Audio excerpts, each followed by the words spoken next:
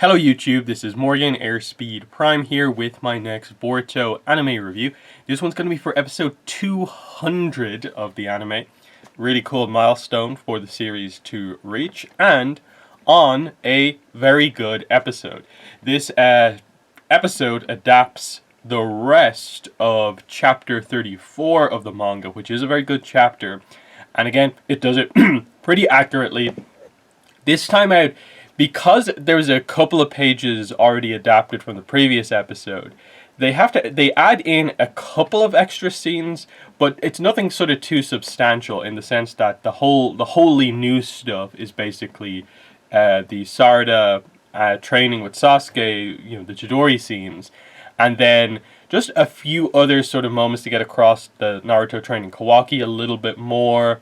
And then, of course, the Kara search for the traitor plot point wasn't as much of a focus in the manga as it was, as it is here in the anime. So naturally, with Boro there for maintenance, they bring up the whole idea there and get across that, okay, Boro isn't the traitor. He actually is really devoted to Jigen, and he actually wishes that if they know who the traitor is, let's just kill all the other inner members and we can just get new ones. So that was kind of interesting. But other than that, very accurate adaptation of this chapter. And the reason for that is just that this chapter is good because it covers a lot of ground. Like the first section of this chapter, of just the reveal of Kawaki's new prosthetic arm. That it's going to take a long time to make one that will just work based off sort of Kawaki's chakra.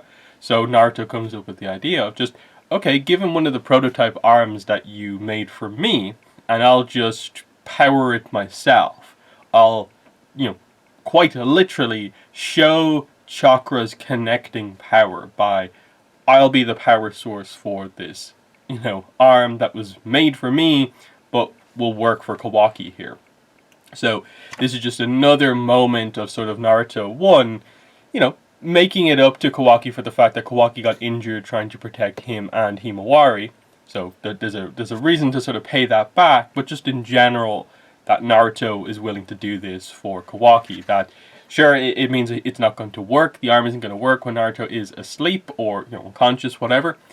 But when he is awake, he just has to do a minor sense of focusing chakra constantly to keep this arm going, and he notes that it's sort of the same equivalent of, just keeping a shadow clone going, which obviously Naruto is an expert at, so this isn't really a problem because of how, deep Naruto's chakra reserves are, of course. So that all works, really well, and we further emphasize the whole, chakra's a binding force situation. We do get the result of, Delta was not fully destroyed because, of course, her drone comes back, lands on a pedestal, and we get the reveal that there are actually multiple Delta bodies and that the consciousness can be transferred into any of them. So Delta's pretty much, back up and running, but she's furious that she lost the fight and kind of wants to go back again, but kind of knows the same thing would happen.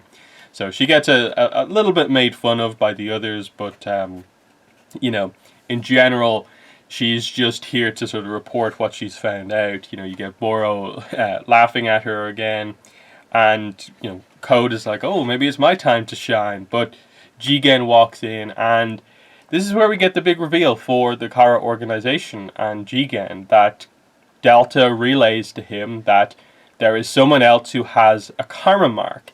And the way that this conversation goes reveals a lot about the Kara organization. Now, we've learned little bits and pieces over the episodes that, okay, there's some sort of a connection with the karma mark to Otsutsuki, but they make that abundantly clear here with the idea that the group is basically saying, what? We checked after Momoshiki's death, and Naruto showed no sign of having a karma mark. Was it Sasuke? No. And Delta says it was Boruto, Naruto's son. And so Jigen is like, oh, this is very, very interesting. Momoshiki, you sly fox. As if Jigen knows who Momoshiki is, directly. And specifically notes that you did leave a vessel behind. So the whole mention of vessel and how it applies to Kara obviously is the exact same as the way they're referring to it here, of an Otsutsuki leaves a vessel behind using a karma mark. So the immediate question is, well, Kawaki has a karma mark. He is the vessel, but which Otsutsuki is he the vessel for? Jigen also has a karma mark, and we know Kawaki got his mark through sort of scientific methods. So what's going on with Jigen? Who is Jigen? Like, it brings him more into the spotlight and is basically implying that this is a guy who knows who Momoshiki is. That means Jigen is on a big level that we didn't really know about before. This makes him like incredibly important. So there's that going on.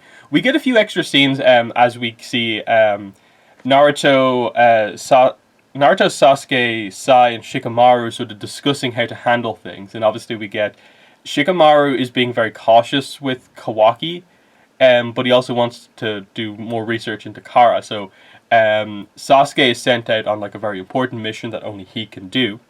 Important for next week. Shikamaru still feels that they should like be more cautious of Kawaki going forward, and he knows that Naruto is being very lenient towards him. So after that meeting, he goes to Konohamaru, and the dialogue was a bit like vague here, but like Shikamaru is giving Konohamaru the mission to, I guess, watch over Kawaki, but in a stricter way than Naruto is. So that's interesting because Konohamaru is effectively like missing from the manga from about this point, since we last saw him in the manga, up until the most recent chapter that just came out a few days ago. So I'm glad that they're giving him something to do here. I was just a little like, what exactly are you telling him to do? Because the preview didn't show any Konohamaru scenes. So are we going to get Konohamaru and Kawaki interacting a little bit more? I'm kind of, maybe I'm misremembering some stuff that does happen in the manga or anything like that, but I think that's kind of the angle that they're going for, is that they're going to maybe create a little bit of a, here's the dynamic between Konohamaru and Kawaki, and maybe Kawaki will change Konohamaru's mind, and it will only be Shikamaru who's the one who's like really cautious and suspicious of Kawaki. So there's that. We get Kawaki asking Naruto for basically chakra or ninjutsu training, which he agrees to, and we get a few scenes of that. It was pretty like quickly covered in the manga, but they actually devote 2-3 scenes to it in the anime, which was nice.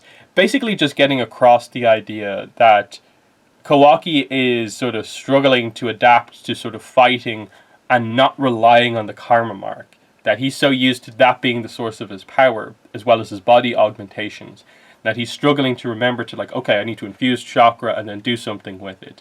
That even the Shuriken Jutsu, that to just sort of like infuse chakra into it to just keep it accurate or whatever, he's just putting power into it to like blow through stuff. So he's, right now, it's just at the start of his training, struggling to like adapt to which power he should use. Should he use them all in tandem or what? But of course the emphasis from Shinobis is that use your own power, which includes chakra, and just that understanding that it's like not to just achieve power at all costs. That yes, through your own chakra you can gain power, but it is this connecting force that is your power that you grow on your own type thing. So he kind of still needs to get that understanding, and it's just highlighting that he's new to it, he's struggling initially. There's a little bit of back and forth between like Boruto and Kawaki about like, oh, this is how you do it, and Kawaki is frustrated to be sort of the in the rookie position, but anyway. So we see at nighttime when Naruto is asleep, Kawaki's arm isn't functioning, but he's continuing to glue the vase, the big vase, of course, back together. We also have the card scene. I think they slightly altered the positioning of this scene in things. Again, the scenes work fine together. It's just, they switched it up a little bit because the chapter is a little bit sort of montagey, just this scene to this scene to this scene. But anyway, the scene with the ninja cards is quite nice because Boruto goes in, buys some, but then realizes, oh, Kawaki, you don't have any money. Choose a pack. So Kawaki opens up a pack and gets the fourth Hokage. He gets Minato. And it's just like, well, a Hokage who's not Naruto, who's this? And Sarada has to explain that that's Naruto's father. That's Boruto's grandfather. So he's pretty significant. You should know this. Boruto opens up his pack and of course gets Naruto again. His like curse with the card game is that Naruto is like the rarest card in the game, but he just gets him every single time as this sort of curse of like the one person in the world who, you know, doesn't quite see Naruto in the same superhero light, but has grown to sort of see it that way. But still, the closeness of Boruto to Naruto means that he's just like, why do I keep getting this card? So interestingly, Kawaki is the one who's just like, why don't we trade? And he tries to play it off cool of just like, oh, you seem to want this card, I don't really know this guy, trade.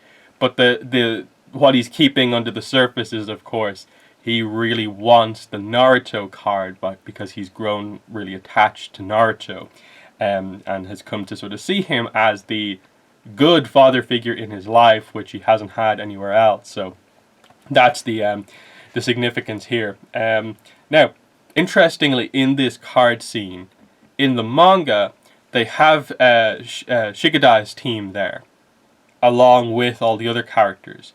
They don't do that in the anime.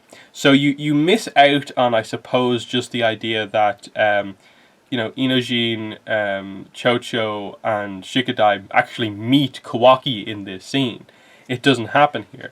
Now, the main takeaway here really is just that Chocho finds Kawaki attractive, of course, as she does with like every guy she meets, pretty much. But it's just an interesting one in terms of like when they come around to some of the scenes later on.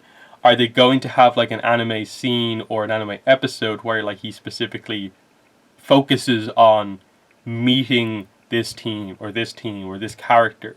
I'm guessing that's probably what they will do, is that rather than his first meeting with some of the other characters just being sort of like a random panel, a random scene, where it's not even brought up that this is his first time meeting them, why don't we change that and make it so that when we do have sort of a break to do anime original episodes, we can have the episode where it is Kawaki meeting Team 10. That's actually a good idea for an episode to create something new and unique. So I kind of like that. And then, yeah, we pretty much just end then on the note of the vase is more or less complete. He tries to pour water into it, but there's a leak. There's one small little bit missing, sort of right towards the middle way up the vase, and he's looking in the bag like, it's not here, what am I going to do? So he goes to sort of, I suppose, check the trash from where the trash bag previously was. So he goes to leave the room that he's in with Naruto, but Naruto's asleep, and suddenly someone speaks to him and it's just like, hey kid, and he turns around, and of course, this is in the manga, but it's the exact same scene. He sees the chakra form of Kurama, talking to him, don't stray from Naruto's side, and Kawaki's just like locked in place of like, he knows that like Naruto's power is like pretty crazy, but he doesn't know that the root cause of it is he has a tail beast inside him. So this is going to be a pretty like interesting scene to see Kurama actually talk to Kawaki and see what goes on here. But anyway, so an episode just made up of a lot of like really interesting scenes. I suppose I didn't actually talk about the Chidori scene. Sarada, I think, mentioned in an episode or two ago that she wanted to do this, and we get it here. And this was about what I expected, in that we've seen Chidori sort of training before, and all it takes is something this simple. Sasuke demonstrates the technique on his own in a very powerful way, highlighting all of the key aspects about it, that you have to use the Sharingan. You can only use it if you're at the level where you have the 2 Tomoe in your Sharingan. That it is a it's effectively like an assassination technique. It's a finish the fight in one strike move that you have to commit to it, do it at maximum speed, maximum power, and avoid the counter blow. That's why you need the Sharingan, is to, when you rush in, avoid the counter blow, because you're sort of leaving yourself wide open to a strike doing such a offensive maneuver. And he notes that again, it's a move that was thought to him by Kakashi. So I'm wondering, with Sasuke away on the mission, might Kakashi come in to maybe give her some tips on it? That would be a nice scene to get. Because she did note that, like, oh, Lord Six actually thought this to you. So that would be cool to sort of come back to. So Sarada sort of gets the core of what the technique is. And interestingly, when they show her do her one attempt at it in this episode, she has the lightning crackle on her hand. She can do the jump and like the quick strike. It's just that the impact that she makes with the wall and on the waterfall is like, a tenth or something like that of the impact that Sasuke had. Now, do you expect her to necessarily perform it to the exact same power of Sasuke? Perhaps not, but it was clear that it wasn't at the level it sort of needed to be, that she couldn't generate the power that Sasuke had, and she couldn't sort of perform the strike sort of quickly enough as well. So it's just, she has the sort of foundations of it, it's just taking it to completion now. And as we sort of know, Sasuke is not the best at like explaining techniques to people, whereas Kakashi actually is more of an expert at the technical aspect of jutsu. So that would be actually a nice thing for him to just come in and be like, okay, he probably just showed it to you and it was just like, do it. This is more of the way you're actually sort of meant to think about it. That would be a nice thing just to finish it off, because it's meant to show the growth, I suppose, of Sarada, that she was happy to have this little training sequence with her father, and while she's disappointed that he had to go off, she can accept it now, where she was more upset earlier on in the series. So it's also sort of a little bit of a sense of the growth of the character, that she can now accept that happens. Other than that, like I said, it was an impactful episode. Like the scene where they mention Momoshiki, like Shigen mentions Momoshiki, as if he knows him. Very, very interesting, especially because next episode looks like it is going to be the pretty much full adaptation of Chapter 35, and Chapter 35 has pretty major reveals about that side of the story, and it relates to where Sasuke is going. It relates to what was talked about with the whole, Jigen Momoshiki stuff. It's going to be pretty big. This is really the start of we are now going to sort of tell you about a lot of these mysterious things we've been teasing for the last while. It starts really with next week's episode. So that's going to be exciting to see anime only people react to this scene, assuming we get it. And then I think after that episode, we are into some anime original stuff with Boro's Cult, which we saw last week's episode. So they're my thoughts on the episode, but that has been the video. Thanks for watching, and bye.